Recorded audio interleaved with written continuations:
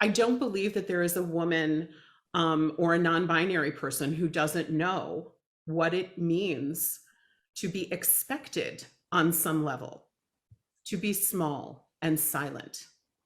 We are taught societally, sometimes we are taught culturally, we are taught by the tribes that make us that we need to go along to get along. We should just take what we're given. We should smile and say thank you. We should be so flexible that we don't just bend, we break in pursuit of not being confrontational. God forbid you be confrontational.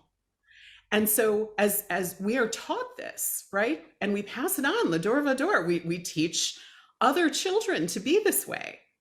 And we are finally, as women, I think, choosing more and more to say no to that.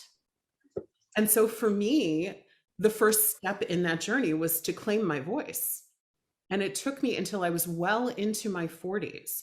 Writing my book was the first time that I threw it all away. Because as you might imagine, I speak very powerful, painful truths about what it is to live in a world that still clings to the notion that Jews are white and Black and brown people are Muslim or Christian. That's painful to talk about. It's painful to hear about.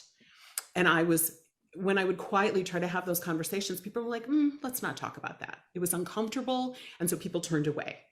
Me writing a book said, okay, be uncomfortable, but I'm going to say it anyway. And then me becoming a speaker was the next step in that.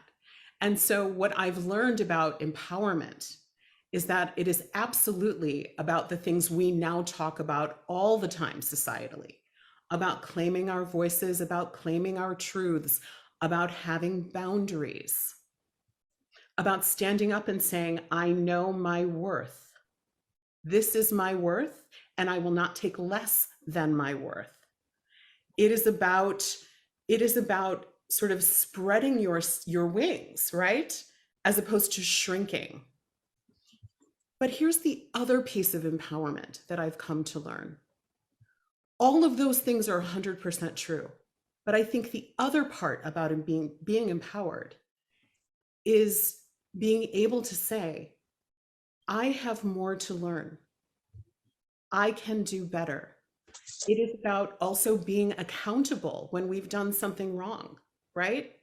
There is this misconception that empowerment is just this, guns blazing superhero moment. But I think it's also quieter. It's about doing that cheshbon hanefesh, that searching of our own souls, to say, what is my truth here? Can I do better? Did I do wrong? And being able to gracefully sit in that truth too. I think that is also empowerment.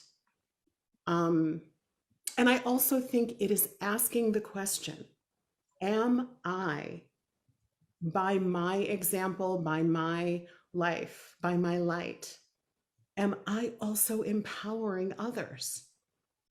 We talk a lot about men and the way that men treat women and non-binary people. But as women, I do think we have to ask, are we also participating in that? Or are we lifting other women up? So I think it's a broader expanse than what I once ever considered it was. And it's something I consider as I continue to evolve.